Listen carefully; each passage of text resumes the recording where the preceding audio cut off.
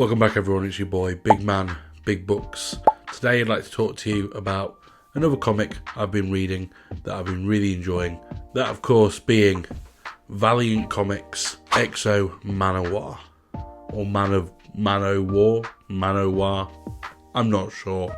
Now, I have mentioned already that I am a big comic book reader as well as a book lover, and I really like to try more obscure stuff or stuff that's maybe not in the norm, really, that kind of expands outside of the kind of generic DC and Marvel.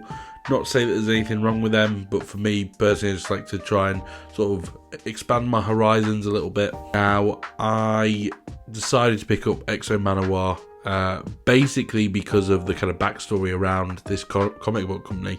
For a bit of perspective, Valiant Comics was a comic book publisher in the 90s that published superhero comics that were separate to the Marvel and DC run. They were like its own separate universe that you had crossovers and stuff, and it ran for a good few years. And like a lot of comic book companies in the 90s, they eventually went under. Not a lot that kind of came of that, you know, it was kind of between rights for a long time for some of these characters. And then in 2012, Alien Books revamped Valiant Comics and brought back these titles with fresh stories and fresh origins, and really started to hone in on bringing back these characters, and one of which is the character of Exo Manowar. I don't know what it is. This is a really interesting story, and I'm really enjoying the story so far. Think of Exo Manowar as a cross between, if you took Hercules with Iron Man and a little bit of Captain America, and combined all three of these characters into one cohesive story. Essentially what the general kind of gist of the character is that a character from the 5th century who is fighting the Roman Empire is abducted by aliens and turned into a slave. For unknown reasons as of yet, centuries have passed on this ship. Again, I'm still reading this as I go along. Subsequently, Exo Manowar is chosen essentially by this sacred armour that the aliens worship. In turn, it's an incredible godlike superhuman who can, do all these crazy things. Now bent on vengeance and wanting to return to Earth and be reunited with his wife. Turns out so much time has passed that now Earth is in modern day 2012, or modern at the time.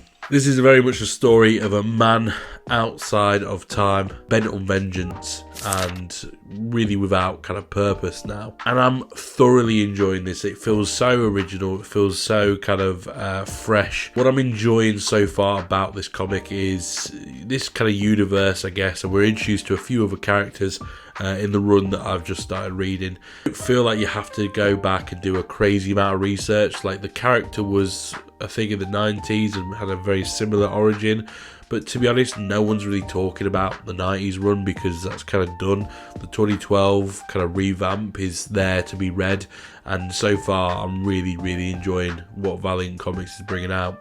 My only kind of criticism with Valiant Comics in general is because they're quite, unknown's the wrong word, they're not unknown, but they are not nearly as accessible as maybe like DC or Marvel can be in respect of kind of purchasing of books. I've gone and picked up an Origin compendium that collects the first 18 issues, and there's another compendium that's more of like a crossover event which kind of follows on from that, but then after that there's not really much else in terms of like big compendium reads.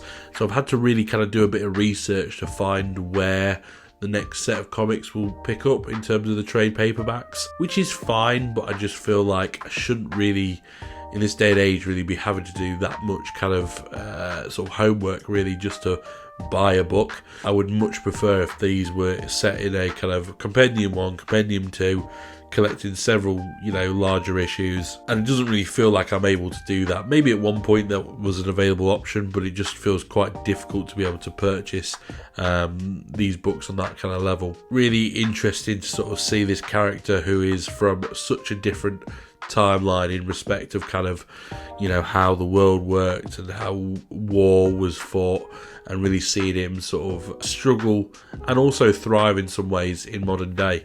I'd recommend, if you're kind of looking for something that's, you know, outside of the kind of norm of Marvel and DC. We are so oversaturated in those markets, and to be honest, you know, if you want to get into a lot of these characters, you're given like a list of like, here's some books from the last 60 years to pick up and read.